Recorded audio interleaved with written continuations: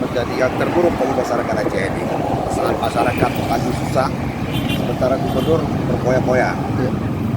Malah dengan memberikan uang kepada ormas dan bupati. Yang sebenarnya tidak ada manfaat untuk masyarakat Aceh. Jadi harapan abang apa nih bang? Harapan saya ya semoga Bapak Gubernur bisa belajar dari kegagalan memimpin Aceh ini. Semoga lebih baik dari ke depan. Abang tahu sejak kapan di pasar? Ini saya nggak tahu, baru saja saya mengingat di sini.